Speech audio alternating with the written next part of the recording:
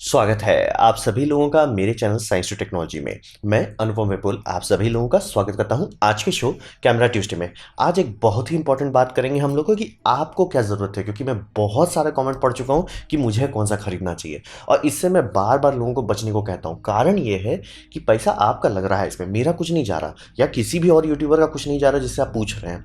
ये सवाल एकदम गलत है, और प्लस ये लॉन्ग टर्म इन्वेस्टमेंट होता है, यानी कि एक बार आप खरीद लिए, बहुत कम ही लोग इतना अमीर होते हैं। जैसे मान लीजिए कि आप गलत सिस्टम में घुस गए कि तुरंत सेल करो और मतलब एक नया सिस्टम से स्टार्ट करो, बहुत कम लोगों से इतना पैसा होता है। तो ये समझना बहुत जरूरी है। पहला तो आपका पैसा लाइन में है, दूसरा एक बार आप खरीद लिए तो बहुत अच्छा चांसेस है कि आपको उसके साथ चिपकना पड़ेगा काफ़ी लंबे टाइम तक के लिए।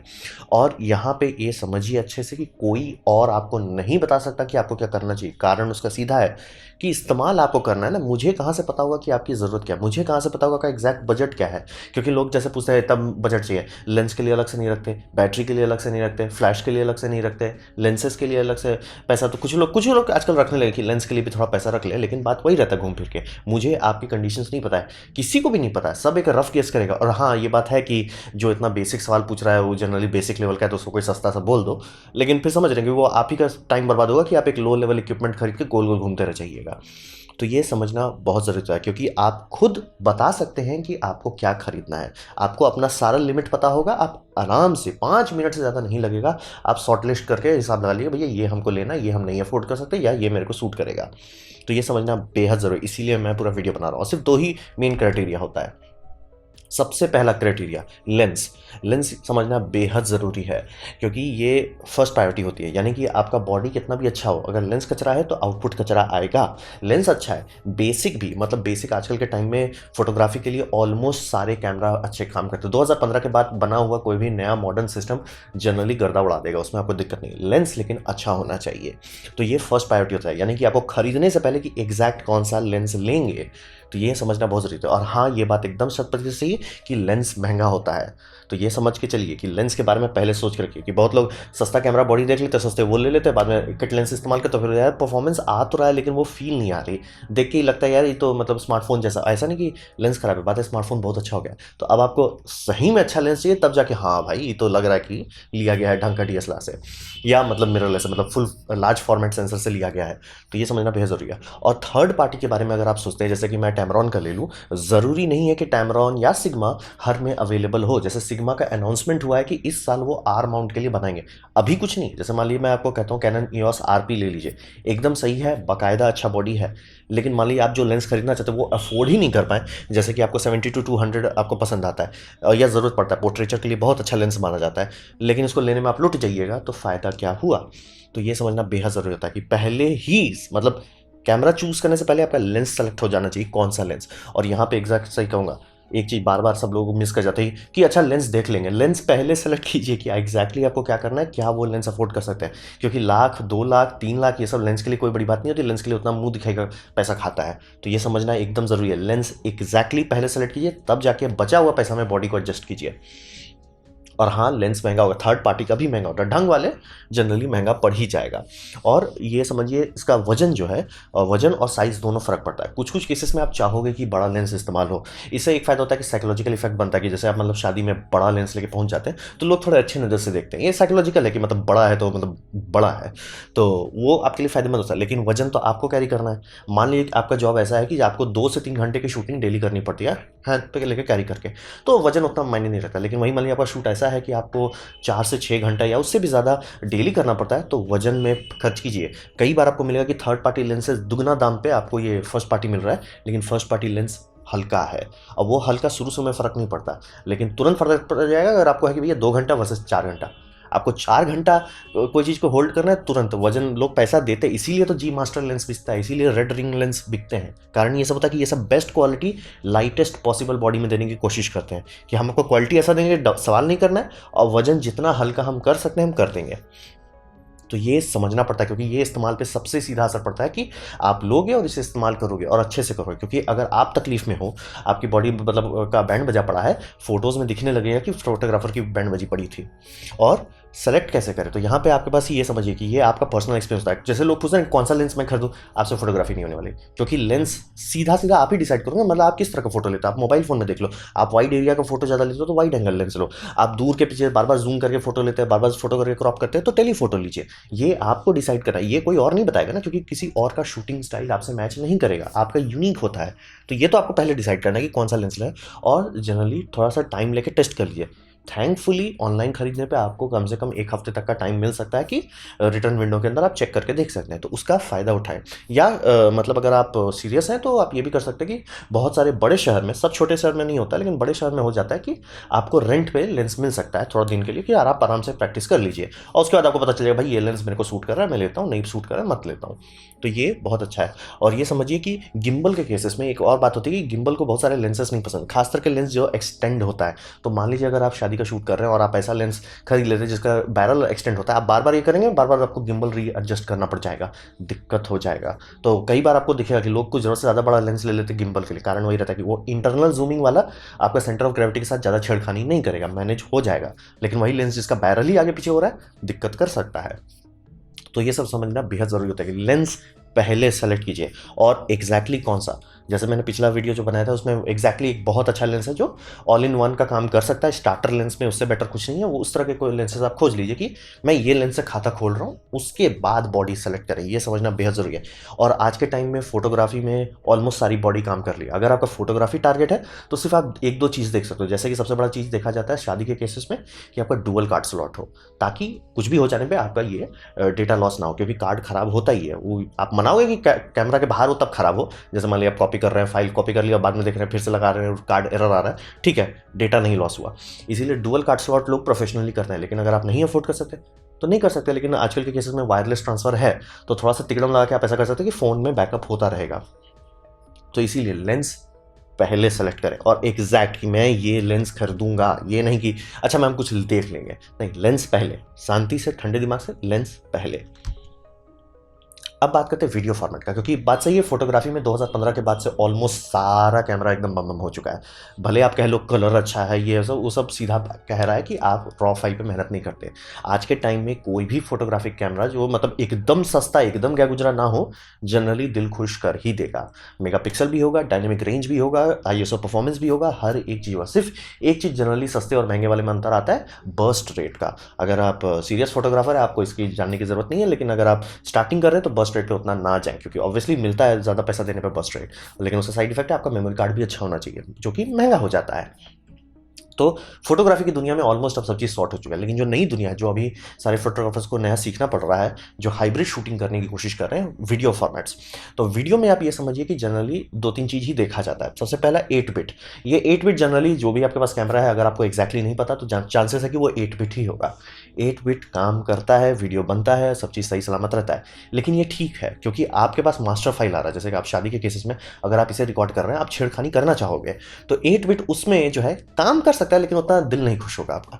लेकिन वहीं अगर आपके पास 10 बिट फाइल आ जाता है 422 ऑल आई के साथ, 422 का मतलब होता है कि मतलब आप समझिए कि हमारा जितना भी वीडियो फाइल्स होता है उसको 2 लेयर किया जाता है। पहला लेयरिंग होता है लूमा लेयर, यानी कि कितना इसमें ब्राइटनेस है, मतलब ये समझिए ब्लैक एंड व्हाइट इमेज होता है, इसमें ये लुमिनेंस डेटा आता है, इसीलिए लूमा कहते हैं। फिर क्रोमा डेटा पॉइंट होता है, क्रोमा डेटा पॉइंट है यहाँ कलर कितना है। तो जनरली 444 का मतलब होगा कि सारा डेटा जितना भी पिक्सल से ये मतलब सेंसर से निकला स्टोर कर लो, लेकिन वैसा किया नहीं जाता, क्योंकि फाइल साइज पागल जैसा बड़ा हो जाएगा, मतलब गीगाबाइट पर मिनट खाने लग जाएगा, तो इसीलिए उतना जनरल आम यूज़ में नहीं करते, वो सब सिनेमा रॉ में किया जाता है।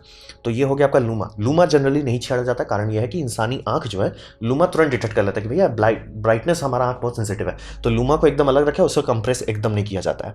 लेकिन कलर में हम लोग को पता चला कलर में बहुत लूच वूच कर सकते हैं, जैसे कि आपका हो गया 444, तो ये हो गया परफेक्ट, ये एकदम सीधा सेंसर से जो निकला दे दिया गया, लेकिन वो बहुत ज़्यादा बड़ा फाइल साइज हो जाएगा। तो जनरली आपके मोबाइल में नॉर्मल DSLR, नॉर्मल मिररलेस में होता है 420, तो आपका ये लुमिनस डेटा 44 पूरा निकाल रहा है, पूरा ब्राइटर, मतलब black and white luminous data एकदम परफेक्ट है। लेकिन कलर जो है वो समझिए हर मतलब 4 पिक्सल को कोलैप्स करके एक किया है, और ऐसा 2 बार किया जा रहा है। तो कलर डेटा आपका टेक्निकली मान के चलिए 24% चल रहा है, 24 नहीं 25% कलर डेटा होता है। फिर 4:2 होता है, ये मतलब एक अच्छा कॉम्प्रोमाइज़ माना जाता है, क्योंकि इसमें ऑलमोस्ट 4 यूनिक ब्लॉक होता है, 50% कलर रेजोल्यूशन रह जाता है। 4:4 तो सबसे बल्ले बल्ली है, लेकिन 4:4 उतना अच्छा नहीं रहेगा।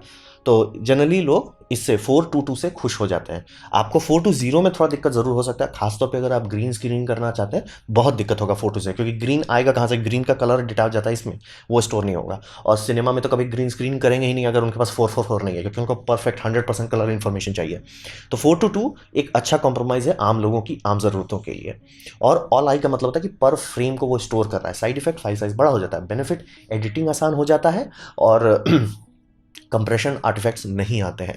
तो जनरली अगर आप कोई भी कैमरा ले रहे हैं उसमें यहाँ आप पहुँच जा रहे हैं जहाँ पे वो 10 बिट रिकॉर्डिंग दे रहा है, 4:2 दे रहा है और ऑल आई फॉर्मेट है, आपको जनरली कोई दिक्कत नहीं होने वाला। कुछ ही केसेस में इससे आपको दिक्कत होगा।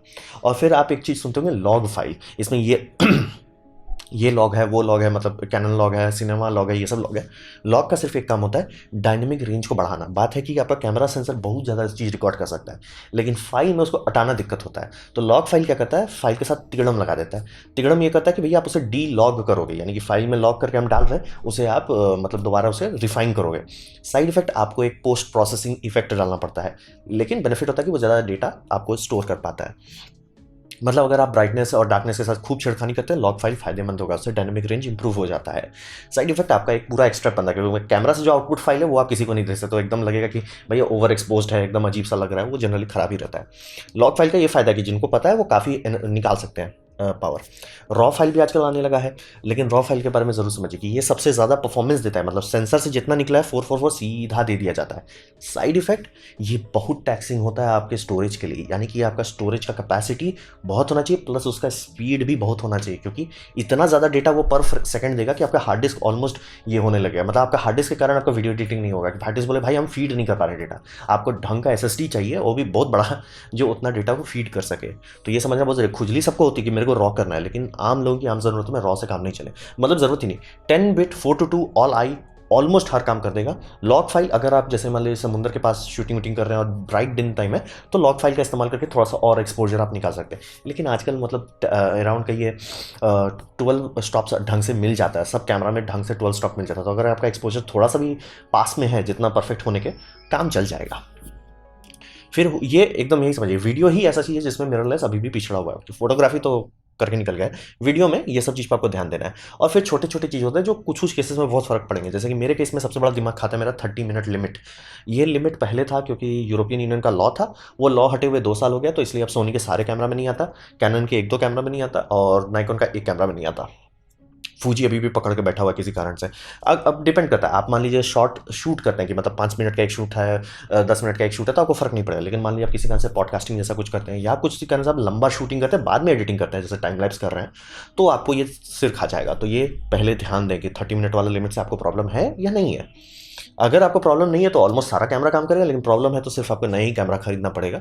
फिर हो गया क्लीन HDMI आउटपुट। ये आज के टाइम में बहुत इंपॉर्टेंट है, क्योंकि मतलब सब कोई वर्क फ्रॉम होम कर रहे हैं, सबको ढंग का कैमरा इक्विपमेंट चाहिए, वेबकैम तो टट्टी ही होता है। तो उस केसेस में लोग क्लीन HDMI आउटपुट चाहते हैं। और क्लीन HDMI आउटपुट का दूसरा फायदा भी हो सकता है, जैसे मान लीजिए आप वीडियो शूट कर रहे हैं, आप उसे HDMI मॉनिटर में कैप्चर कर सकते हैं, तो फायदा हो सकता है। ढंग का अगर कैमरा है तो दोनों जगह रिकॉर्डिंग आपको मिल जाएगा। मान लीजिए अपने कार्ड ये कैमरा में पैसा बचा लिया कि भैया उसमें ज़्यादा डुअल रिकॉर्डिंग नहीं होता, ठीक है, आप दूसरा इसमें कर लीजिए, HDMI मॉनिटर में कैप्चर कर लीजिए, आपको बड़ा मॉनिटर का भी फायदा मिलेगा और उसमें रिकॉर्डिंग। और जनरली उस समय आपको कुछ जैसे निंजा अगर आप खाते हैं, एटमॉस निंजा, तो आपको बेनिफिट मिल जाएगा, प्रो रेस रॉ का फाइल फॉर्मेट में आप स्टोर कर लेंगे, फायदा एडिटिंग बहुत आसान हो जाएगा। तो क्लीन HDMI आउटपुट ऐसा नहीं है कि सिर्फ एक फ्लफ है, उसका फायदा है। अगर आप उसको सही से इस्तेमाल करते हैं आपको एक्चुअली आसानी हो जाएगी काम करने में। फिर बैकअप रिकॉर्डिंग में ये भी बहुत ज़रूरी है, जैसे मैंने बताया फोटोग्राफी शूटिंग में सबसे इंपॉर्टेंट है कि डुअल कार्ड स्लॉट है कि नहीं।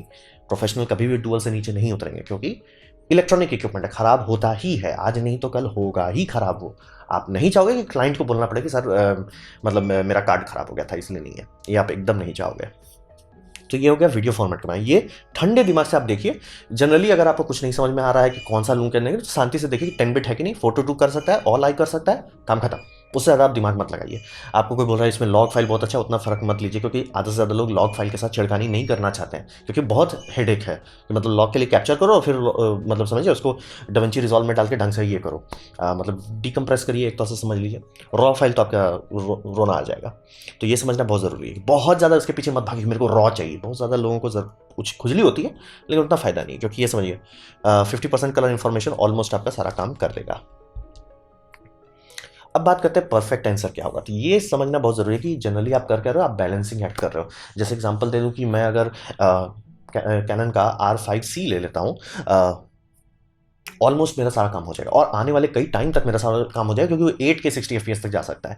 तो क्या मैं बोलूँगा? नहीं। क्यों? क्योंकि उसका बॉडी का दाम ही 4.5 लाख से ऊपर चला जा रहा है और 5 लाख मान के चलिए इंडिया में आ जाएगा। तो 5 लाख में मैं अगर सोनी का A7 Mark IV लेता हूँ, एक ढंग का लेंस ले सकता हूँ, एक दो एक्स्ट्रा बैटरी भी ले सकता हूँ और एक दो मेमोरी कार्ड भी ले सकता हूँ। तो ये सबको मुझे देखना होता है, इकोसिस्टम। तो ये समझना जरूरी है कि बैलेंस करना होता है। बैलेंस अगर आप सही से करते, जैसे मान लिया आपने बहुत भयानक बॉडी ले लिया, लेंस एकदम जो फिट लेंस सबसे सस्ता मिल रहा था वो लगा दिए, परफॉर्मेंस आएगा ही नहीं। शैलो डेप्थ ऑफ फील्ड आप पोस्ट प्रोसेसिंग में नहीं डाल सकते, और वही सबसे बड़ा इफेक्ट है जो तुरंत, अच्छा ये तो मतलब ढंग का उससे लिया गया इक्विपमेंट कैसे आउटपुट है, तुरंत वहीं से पता चलता है। और सस्ते लेंस का शार्पनेस बहुत कम होता है। मतलब कुछ कुछ केसेस में को लगेगा लिटरली भाई यार ये तो मोबाइल इससे ज़्यादा शार्प इमेज दे रहा है। कारण वही है कि सस्ते लेंस आपको ले डूब सकता है। तो बैलेंस अच्छे से कीजिए, प्लस टाइम लगाइए। तो रिसर्च करने में जितने लोगों को मैं क्वेश्चन पढ़ रहा हूँ उसमें साफ साफ लग रहा है कि वो मेहनत नहीं करना चाह रहे। मतलब वो 2 कैमरा में शॉर्टलिस्ट कर चुके हैं और मैं कह रहा हूँ भाई तुम 5 मिनट और मेहनत करो, तो पता चल जाएगा एग्जैक्टली कौन सा लेना है। क्योंकि आपको जानना है ना कि मेरे को यूज़ करना है कि नहीं। क्योंकि जैसे कोई लोग बोलता है कि मेरे को यार नाइकॉन चुनना है या सोनी चुनना है, मैं बोलता हूँ तुम्हारा वीडियो इंपॉर्टेंट है कि नहीं। अगर वो तुमको पता होता तो सोनी ही लेते। नहीं है कि भैया मेरे को नाइकॉन का कलर से प्यार है तो शांति से नाइकॉन ले लो। वो 5 मिनट एक्स्ट्रा आप रिसर्च कीजिएगा, आपको मिल जाएगा। क्योंकि सबसे पहले लोग फिल्टर क्या लगाते हैं, क्या मैं अफोर्ड कर सकता हूँ, बजट देखते हैं। अब बजट में सबसे बड़ा गलती यही करते हैं कि सिर्फ बॉडी का पैसे पे ध्यान देते हैं। प्लीज़ ध्यान दीजिए कि एग्जैक्टली कौन सा लेंस लेते हैं, उसके बाद पैसा हुआ बचा हुआ पैसा पे ध्यान दीजिए। और ये आपको सूट करना चाहिए। जैसे कुछ कुछ केसेस में काफ़ी मतलब senior photographers generally micro four third अभी भी लेते हैं। कारण क्या है? कारण है कि उनका एज हो चुका है, उनको कंफर्ट ज़्यादा चाहिए कि भाई मैं कैमरा लेके इधर उधर जा सकूँ। आप दे रहे हो कि हाँ भैया फुल फ्रेम एकदम गर्दा उड़ा देगा, 4.5 किलो का सेटअप है, मतलब बॉडी और लेंस मिला के, मैं अगर वो कैरी ही नहीं कर पा रहा तो फ़ायदा क्या है? ये समझना बेहद ज़रूरी है कि आपको सूट करना चाहिए। इसीलिए बोल रहा हूँ बहुत लोग जो होता है कि मतलब वो पैसा जोड़ जोड़ के फर्स्ट पार्टी लेंस लेते हैं। कारण वही रहता है कि भैया हल्का है मैं शूट कर पाऊंगा, नहीं शूट कर पाएंगे तो कोई फायदा नहीं है। तो वो आपको सूट करना चाहिए। या तो आप जिम जाके अपना बॉडी बना लीजिए, या तो जिम में पैसा डालिए या तो लेंस में पैसा डालिए, घूम फिर के आपको ही देना पड़ेगा पैसा। तो और जनरली चूँकि बॉडी के केसेस में जनरली लोग आपको नहीं कहेंगे पुराना मॉडल को फर्स्ट हैंड खरीदिए। जैसे कि मान लीजिए अभी A7 Mark III जो है मार्केट में अभी भी 1.5 लाख का मिल रहा है। लोग जनरली मना करेंगे आपको इसको खरीदने से कि भैया सेकंड हैंड ही ले लो, ज़्यादा बेटर है। या तो पैसा सेव करिए। और मैं समझ रहा हूँ कि 1 लाख रुपया सेव कर लेना कोई बच्चों का खेल नहीं है, टाइम लग सकता है, 1 साल तक लग सकता है। लेकिन बात है कि ये लॉन्ग टर्म इन्वेस्टमेंट होता है। आप शुरू में कुछ बचाने के चक्कर में सिर पिटते रह जाइए मान लिया आने वाले 3 साल तक, तो फायदा क्या होगा? तो ये समझना जरूरी है। और क्रीचर कंफर्ट पे जरूर ध्यान दें। यही सबसे प्राइमरी कारण होता है इंथुजियास्ट और स्टार्टिंग प्रोफेशनल्स का सिर का बाल खाने का कि वो ध्यान नहीं देते क्रीचर कंफर्ट है कि नहीं। जैसे कि उसका मोबाइल ऐप है तो कैसा ऐप है, क्या उसमें आसानी से बैकअप हो सकता है कि नहीं। आप उसके हिसाब से तैयार रहिए कि हाँ इसका मोबाइल ऐप एकदम कचरा है तो मैं इसको इसके हिसाब से प्रोग्राम करूँगा। अगर उस पर ध्यान आप नहीं दिए लटक जाएंगे। USB चार्जिंग है कि नहीं, USB चार्जिंग की स्पीड से होता है, किस तरह का पावर डिलीवरी एक्सेप्ट करता है। मान लीजिए उसमें आपने ले लिया कैमरा, उसमें USB चार्जिंग नहीं है और आप किसी कारण से भूल गए कैमरा का बैटरी क्रेडल जो होता है, इंसान है लोग भूलते हैं, लटक जाएंगे। वहीं पे USB चार्जिंग है, स्लो ही हो लेकिन काम तो कर लेगा, आप पूरी तरह से लटकेंगे नहीं। तो ये सब समझना जो है जिसे कहते हैं क्रीचर कंफर्ट की, मतलब कितना कंफर्ट है। जैसे कि काफ़ी लोगों का मैं कभी भी नहीं कहूँगा A7 Mark III लो। कारण है कि बुरा नहीं था कैमरा, एक्चुअली सोनी को मार्केट में ले आया, लेकिन उसमें टच स्क्रीन नहीं है। अगर आप मोबाइल फ़ोन से उस कैमरा में घुसे आपका सिर उड़ जाएगा, उसका दिमाग खराब करेगा। तो ये समझना बेहद ज़रूरी है। ऑब्वियसली आप लर्न कर सकते हो, ऑब्वियसली आप उससे लड़ाई करके सीख सकते हैं, और अगर आप प्रोफेशनल हैं तो ऑब्वियसली आप कर ही रहे होगा ये। लेकिन बात होता है कि अगर आप स्टार्ट कर रहे हो तो आपका एक्सपीरियंस खराब हो जाएगा इस कारण से।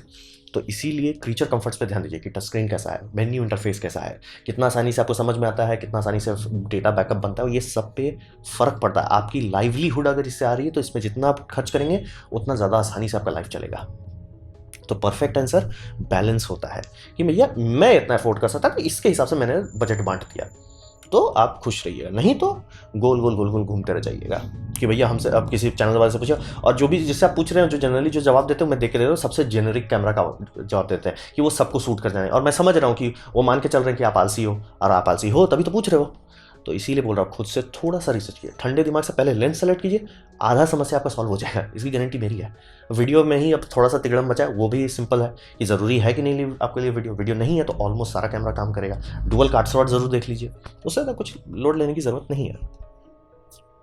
तो ये था मेरा presentation, what do you need, मतलब आपको कैसे डिसाइड करना है क्या खरीदना है। उम्मीद करता हूँ इससे आपको कुछ सीखने को मिला हो, कुछ समझ में आया हो। अगर ऐसा है लाइक कर दे, दोस्तों शेयर कर दे, उससे मेरा काफ़ी भला होगा। नहीं अच्छा लगा, नहीं पसंद आया, कोई बात नहीं, आप डिसलाइक दबा सकते हैं। मैं कहूँगा डिसलाइक 2 बार दबाएं, उसमें ज़्यादा चलेगा कितना नापसंद हुआ है। मैं आपसे कहूँगा कमेंट लिखे, मैं हर कमेंट को पढ़ने की कोशिश करता हूँ।